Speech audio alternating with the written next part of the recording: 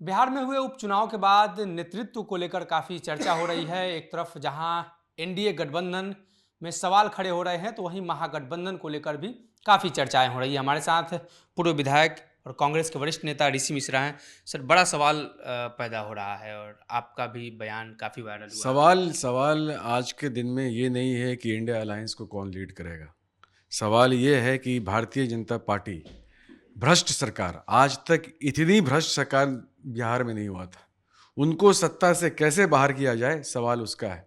2005 से लगातार अगर आप देखेंगे तो हम इंडिया अलायंस हर एक चुनाव हार रहे हैं। 9 चुनाव हम हार चुके हैं, लोकसभा विधानसभा के चुनाव मिलाकर। 2015 में हमारी सरकार बनी थी क्योंकि अलायंस अलग था, चेहरा दूसरा था।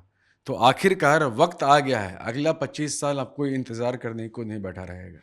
वक्त आ गया है कि कांग्रेस पार्टी इंडिया अलायंस को बिहार में लीड करे, और कोई भी अगर आना चाहे कांग्रेस पार्टी के अम्ब्रेला के नीचे उनको आना चाहिए। जब 1977 में कांग्रेस पार्टी को केंद्र से हटाने के लिए सब कोई एक सिंबल पे चुनाव लड़ रहे थे। 89 में कांग्रेस पार्टी को हटाने के लिए सब लोगों ने अलायंस किया था। आज क्या दिक्कत है? भारतीय जनता पार्टी ने तो नाको दम कर रखा है। बदतर स्थिति है देश की, बिहार की। तो अब कांग्रेस के अम्ब्रेला के नीचे आने में लोगों को क्या दिक्कत है? आपको लगता है कि कांग्रेस बेहतर विकल्प साबित होगी तो लोग उस तरफ रुख करेंगे? कांग्रेस की सिर्फ बात नहीं है, चेहरे की बात है, अलायंस को कौन लीड करेगा उसकी बात है। अब तक राष्ट्रीय जनता दल सबसे बड़ी पार्टी रही है भी। सबसे ज़्यादा वोट उसके पास है, वोट बैंक कहते हैं। वोट बैंक अब रहा नहीं, एटीएम हो चुका है सब। तो सवाल है कि भाजपा को हराना है, एनडीए को हराना है, जिसका सोशल बेस बहुत स्ट्रांग है। हम पिछले 20-22 वर्षों से देख चुके हैं कि हर एक चुनाव हम हार रहे हैं। तो आखिरकार कब तक? एक बारी बैठक तो करिए। 243 सीट पर 253 उम्मीदवार थे इंडिया अलायंस के, उनके साथ बैठक करिए। क्या हुआ, कैसे चलना है, अगला 5 साल क्या करना है, रोड पे क्या करना है, एजेंडे पे क्या करना है, बैठिए। तो मतलब तेजस्वी के नेतृत्व पर सवाल है अब? किसी पे सवाल नहीं है। मेरा मकसद एक है, भारतीय जनता पार्टी को सत्ता से बाहर करना। 9 चुनाव हम आरजेडी लीड कर रही है अलायंस को, हम हार चुके हैं। तो अब वक्त आ गया। अब तक जो चुनाव हुए उसका ऑब्वियसली समीक्षा नहीं हुआ महागठबंधन के अंदर?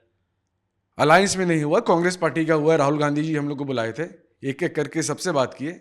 इंडिया अलायंस जो बिहार में जो लोग लीड कर रहे थे, जिन लोगों ने सीट का बंटवारा किया, कौन कौन उम्मीदवार कहां से होगा उसका फैसला किया, उनको मीटिंग बुलानी चाहिए और सबसे बात करें कि क्या हुआ। चुनाव ऐसे होता है, फ्रेंडली फाइट होता है चुनाव में।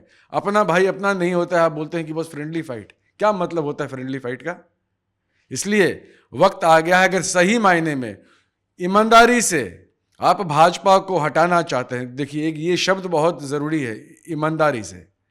अगर आप सही मायने में 100% दिल से भाजपा को हटाना चाहते हैं तो कांग्रेस के अम्ब्रेला के नीचे आप लोगों को आना पड़ेगा। आपने जिक्र किया कि दिल से हटाना चाहते हैं, तो क्या महागठबंधन में ऐसे लोग हैं जो नहीं चाहते कि भारतीय जनता पार्टी हटे, साफ हो? मुझे नहीं पता है, लेकिन लोग तो बहुत कुछ बोलते हैं। आज बांकीपुर का उपचुनाव हुआ प्रशांत किशोर भी महात्मा गांधी की तस्वीर लगा के साथ में घूमते हैं। उनको भी कांग्रेस के साथ आना चाहिए।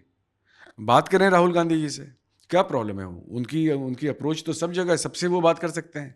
आए हम लोग सब मिलकर, चुनाव से पहले याद होगा, बांकीपुर उपचुनाव से पहले भी मैंने एक ही शब्द कहा था कि एनडीए के विरुद्ध विपक्ष का सिंगल कैंडिडेट होना चाहिए। आज भी मेरा मानना है एनडीए के विरुद्ध अपोजिशन का सिंगल कैंडिडेट होना चाहिए। सबको ईगो, घमंड, अहंकार अलग रख कर, अगर मकसद, फिर बोल रहा हूं, ईमानदारी से अगर मकसद भाजपा को हटाने का है तो आपको आना पड़ेगा कांग्रेस के। नेतृत्व के लिए कांग्रेस बिहार में पूरी तरीके से तैयार है?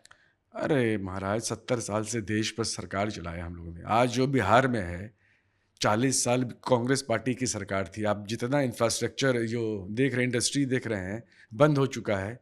सब कुछ कांग्रेस पार्टी का देन है। श्री बाबू के समय में देश में बेस्ट गवर्नड स्टेट हुआ करता था बिहार, कांग्रेस की सरकार थी।